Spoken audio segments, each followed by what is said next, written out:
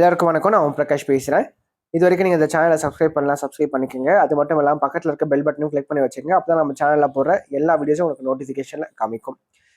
மேலும் ஜோதிடம் சார்ந்த ஏதாவது கேள்விகள் இருந்தாலும் அல்லது உங்கள் சுய ஜாதகத்தை பற்றி ஏதாவது கேள்விகள் இருந்தாலும் நீங்கள் கீழே கமெண்ட் பாக்ஸில் உங்களோட பிறந்த தேதி, பிறந்த நேரம், பிறந்த இடம் குறிப்பிட்டு உங்கள் கேள்விகளை நீங்கள் கேட்கலாம்.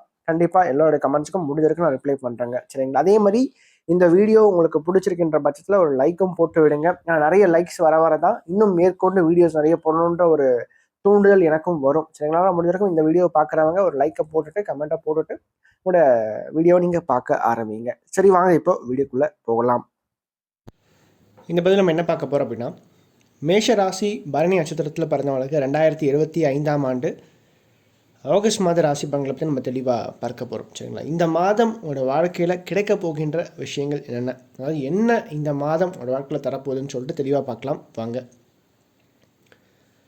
ஃபஸ்ட்டு விஷயம், இந்த காலகட்டத்தை பொறுத்த வரைக்கும் செவ்வாய் ராசிக்கு 6ஆம் இடத்துல மறைஞ்சிருக்கார். இந்த மாதம் முழுக்கவே கன்னியா ராசியில் உங்கள் ராசிக்கு 6ஆம் இடத்துல செவ்வாய் மறைவு பெற்ற தன்மையில் தான் இருக்கார். சனியுடைய பார்வையை வாங்கியிருக்கார். சரிங்களா? ஃபஸ்ட்டு விஷயம். ரெண்டாவது, ராசிக்கு 3ஆம் இடத்துல குரு சுக்கிரன் இணைந்து பாக்கியஸ்தானத்தை பார்க்கறது ஒரு மிகப்பெரிய ஒரு வரம். சரிங்களா? அதாவது பாக்கியஸ்தானம் வலுத்துட்டாவே ஒரு மனிதனுக்கு வாழ்க்கையில் தேவையான விஷயங்கள் எல்லாத்தையும் இது கொடுக்கும். அதே போல் 5ஆம் இடத்துல சூரியனும் கேதுவும் இணைவு பெற்று 5ஆம் இடத்துல இந்த மாற்று 2வது பகுதியில் சூரியன் வலுப்பெறுகிறார். சரிங்களா? பூர்வ புண்ணியாதிபதி வலுக்கிறார். ஸோ இதெல்லாம் எப்படிப்பட்ட பலன்களை கொடுக்கும், என்ன கொடுக்கும் அப்படின்னு சொல்லிட்டு பார்க்கலாம். முதல்ல நன்மையான விஷயங்கள், பாசிட்டிவான விஷயங்களை பற்றி ஃபஸ்ட்டு பார்த்துடலாம். மேஷம் பரணியில் பிறந்தவங்களுக்கு, அதாவது ஃபஸ்ட்டு விஷயம், திருமணமான பெண்களுக்கு அந்த குழந்தை பாக்கியம் சார்ந்த விஷயங்களை இது பெற்றுக் கொடுக்கும். சரிங்களா? இன்னும் திருமணமாகி இன்னும் குழந்தை பாக்கியம் கிடைக்கல, நிறைய ட்ரீட்மெண்ட் எடுத்து பார்த்தாச்சு ஆனால் எதுவும் சரியாக்கல அப்படின்றவங்களுக்கு இந்த காலகட்டங்களில் நீங்கள் ட்ரீட்மெண்ட் எடுக்கிறதால அந்த முயற்சிகள் எடுக்கிறது உங்களுக்கு நல்ல ஒரு வெற்றியை கொடுக்கும் அப்படின்னே சொல்லலாம். புத்திர பிராப்தியை ஏற்படுத்தி கொடுக்கும் அப்படின்னே சொல்லலாம். ரெண்டாவது, ராசிக்கு 9ஆம் அதிபதியும் பார்க்குறார், 7ஆம் அதிபதியும் சேர்ந்து தொடர்பு கொள்ளலாம். தந்தையின் மூலமாக தந்தையினுடைய உதவி கிடைக்கும். தந்தையின் மூலமாக ஒரு பொருள் வரவு, பண வரவு சார்ந்த விஷயங்களை இந்த காலகட்டங்கள் ஏற்படுத்தி கொடுக்கும். வருமானம் அதிகரிக்கும். சரிங்களா? இதனால் வரைக்கும் உங்களுக்கு நியாயமாக கிடைக்க வேண்டிய அங்கீகாரங்கள், பெயர், புகழ், அந்தஸ்து சம்மந்தப்பட்ட விஷயங்கள் கிடைக்காம தான் தற்போது கிடைக்கும். சரிங்களா? தேடி வரும். அதே மாதிரி உடன் பிறந்த இரத்த பந்தம் சார்ந்த உறவுகளால் நல்லதொரு பயன், அவர்களின் மூலமாக புதிய புதிய உதவிகள் தேடி வர்றது. அதே போல் வேலை செய்கிற இடத்துல பார்த்திங்கன்னா உங்களுக்கு நியாயமாக கிடைக்க வேண்டிய ஒரு பதவி உயர்வு சம்மந்தப்பட்ட விஷயங்கள், ப்ரமோஷன் சார்ந்த விஷயங்கள் இந்த காலகட்டங்களில் கிடைக்கும். 5ஆம் இடத்துல சூரியனும் கேதுவும் இந்த மாற்று 2வது பகுதியில் இணைவாங்க. முதல் பகுதியை பொறுத்த வரைக்கும் சற்று சுமாரான ஒரு காலகட்டமாக இருக்கும். ஆனால் 2வது பகுதியை பொறுத்த வரைக்கும் மேஷம் பரணியில் பிறந்தவங்களுக்கு நல்ல சிறப்பான ஒரு ஏற்றத்தை கண்டிப்பாக கொடுக்கும். நட்சத்திராதிபதினு சொல்லப்படக்கூடிய சுக்கிரன் 2வது பகுதியில் ராசிக்கு 4ஆம் இடத்துல புதனோடு சேர்க்கை பெற்றிருப்பாருங்க. சுக்கிரன் புதன் இணைவு 4ஆம் இடத்துல இருக்கிறது கலை சம்மந்தப்பட்ட விஷயத்தில் ஆர்வத்தை கொடுக்கும். குறிப்பாக இந்த காலகட்டங்களில் கலைத்துறையில் இருக்கக்கூடியவங்களுக்கும் சரிங்க, இந்த கம்ப்யூட்டர், ஐடி, அக்கௌண்ட் சம்மந்தப்பட்ட அல்லது பார்த்திங்கன்னா ஏதாச்சும் படிப்பு சம்மந்தப்பட்ட டீச்சிங் செக்டாரில் கூட நல்ல ஒரு ஏற்றத்தை இந்த காலகட்டங்கள் உறுதியாக கொடுக்கும் அப்படின்னே சொல்லலாம். ரெண்டாவது, அரசாங்க தேர்வு அல்லது அரசு வேலைக்காக நீங்கள் முயற்சி பண்ணிட்டுருக்கீங்க அல்லது எழுத போகிறீங்கன்னா இந்த மாதம் நல்லதொரு வாய்ப்பை, நல்லதொரு தேடலை அதிகப்படுத்தி கொடுக்கும். அரசாங்கத்தின் மூலமாக சில ஆதாயங்களையும் இந்த மாதம் நீங்கள் பார்ப்பீங்க. சொத்து பத்துக்கள் சம்மந்தப்பட்ட விஷயங்கள், நிலம் சார்ந்த விஷயங்கள் கை கொடுக்கும் அப்படின்னே சொல்லலாம். ரெண்டாவது, குரு பார்வை 7ஆம் இடத்துலையும் லாபஸ்தானத்திலையும் இருக்குங்க. சரிங்களா? அப்போ 7ஆம் இடம் 11ஆம் இடம் 2 இடத்த குரு பகவான் பார்வை செய்யும் போது இந்த காலகட்டங்கள் திருமண வாழ்க்கையை அமைச்சு கொடுக்கும், சுபகாரியங்கள் நடக்கும் வாழ்க்கையில்.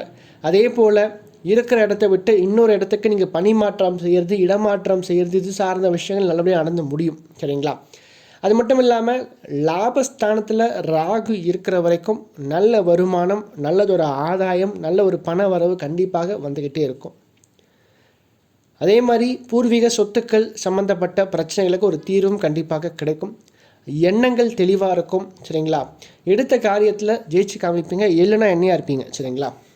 சரி, நெகட்டிவான விஷயங்கள் என்னென்ன? சரிங்களா? நிறைய பாசிட்டிவான விஷயங்கள் இந்த மாதம் கொடுக்குதுங்க, நெகட்டிவான விஷயங்களும் கண்டிப்பாக இருக்குது. காரணம், ராசிநாதன் 6ல் மறைகிறார். செவ்வாய் அதாவது 6ல் செவ்வாய் மறைந்தாலும் சனி பார்வை வாங்கியிருக்கிறது தப்புங்க. அப்போ என்ன பண்ணணும்? இந்த காலகட்டங்களில் பெரும்பாலும் கடன் வாங்கவும் கூடாது, கடன் கொடுக்கவும் கூடாது. அதாவது நாளைக்கு கொடுத்துறம்பான்னு சொல்லிட்டு காசு வாங்கிட்டு போயிருப்பாங்க, போனவன் போனால் தான், அதுக்கப்புறம் காசு தரவே மாட்டாங்க திரும்ப. அதனால் வந்து பெரும்பாலும் பணம் கொடுக்கல் வாங்கல் விஷயத்தில் ஃபஸ்ட்டு கவனம் தேவை.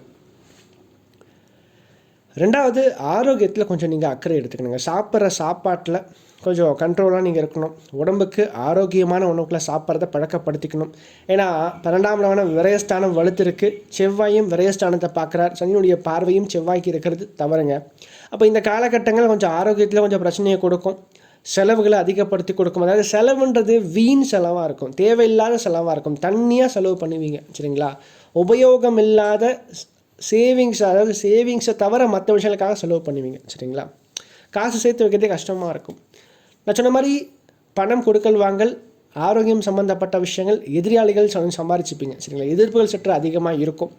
கொஞ்சம் எல்லாருக்கிட்டையும் கொஞ்சம் வளைஞ்சு கொடுத்து போனீங்கன்னா சிறப்பாக இருக்கும். ஏன்னா செவ்வாய் வந்து 8ஆம் பார்வையால் ராசியை பார்க்கறனால கொஞ்சம் பிடிவாத குணம் அதிகமாக இருக்கும், முரட்டு குணம் சற்று அதிகமாக இருக்கும். எதையுமே வந்து பார்த்திங்கன்னா எடுத்தோம் கோத்தோன்னு சொல்லிட்டு அவசரப்பட்டு சில காரியங்களை இறங்கி செஞ்சுட்டு அதன் பிறகு யோசிப்பீங்க. அதாவது முன்கோபத்தையும் கொடுக்கும், அந்த ஒரு அவசர கொடுக்கத்தனத்தையும் இந்த காலகட்டம் கொடுக்கும் அப்படின்னு சொல்லலாம். ஸோ அதை மட்டும் கொஞ்சம் குறைச்சிக்கிட்டு எந்த ஒரு செயல் எடுத்தாலும் அந்த செயலை வந்து பொறுமையாகவும் நிதானமாகவும் நீங்கள் கையாளும் போது நிச்சயமாக அந்த காரியம் உங்களுக்கு கை கொடுக்கும். இந்த மாதிரி வழியில் தான் பிரச்சனை வரும். ஸோ இதை மட்டும் நீங்கள் டேக்கிள் பண்ணி வெளியே வந்துட்டால் நிச்சயமாக இந்த மாதம் ஒரு சிறப்பான ஒரு காலகட்டம் உங்களோட வாழ்க்கையில் இருக்கும். அதே போல் சந்திராஷ்டம நாட்டில் பொறுத்த வரைக்கும் ஆகஸ்ட் மாதம் 2ஆம் தேதி இரவு 11:50 மணி முதல் ஆகஸ்ட் மாதம் 5ஆம் தேதி காலை 11:20 வரைக்கும் சந்திராஷ்டமம் இருக்குங்க. ஸோ இந்த காலகட்டத்தை பொறுத்த வரைக்கும் சந்திரன் உங்கள் ராசிக்கு 8ஆம் இடத்துல மறைவு பெற்ற அமைப்பில், நீசம் பெற்ற அமைப்பில் இருப்பாருங்க. கொஞ்சம் மனக்குழப்பங்களை அதிகப்படுத்தி கொடுக்கும், தெளிவில்லாமல் இருப்பீங்க, ஆரோக்கியம் சம்மந்தப்பட்ட பிரச்சனைகள், எடுத்தெடுப்பில் கொஞ்சம் பிரச்சனைகள் அதிகமாக வர்றது, குழப்பங்கள் அதிகமாக இருக்கிறது, தாயாரினுடைய ஆரோக்கியத்தில் சின்ன சின்ன பிரச்சனைகள் ஏற்படுறது. ஸோ இது போன்ற அமைப்புகள்லாம் இந்த மாதம் வந்து கொஞ்சம் கொடுக்கும். இந்த நாட்கள் குறிப்பாக இந்த மாதத்தில் இந்த நாட்கள் கண்டிப்பாக கொடுக்கும். ஸோ கொஞ்சம் தெளிவாகவும் யோசிங்க, பொறுமையாகவும் இருங்க, நிதானமாக இருங்க, அவசரப்பட்டு சில காரியங்களில் இறங்க வேண்டாம் இந்த நாட்களை பொறுத்த வரைக்கும். மேலும் இந்த வீடியோ உங்களுக்கு பிடிச்சிருந்தா லைக் பண்ணுங்கள், பிடிக்கலன்னா நீங்கள் தாராளமாக நீங்கள் டிஸ்லைக்கும் பண்ணலாம் சரிங்களா. அதே மாதிரி இந்த வீடியோ பற்றின ஏதாவது கேள்விகள் எதுவாக இருந்தாலும் நீங்கள் கமெண்ட் பாக்ஸில் கமெண்ட் பண்ணலாம். அது நல்ல விஷயமா இருந்தாலும் சரி, கெட்ட விஷயமா இருந்தாலும் சரி, உங்களோட தோன்ற விஷயங்கள் நீங்கள் கமெண்ட் பாக்ஸில் கமெண்ட் பண்ணுங்கள்.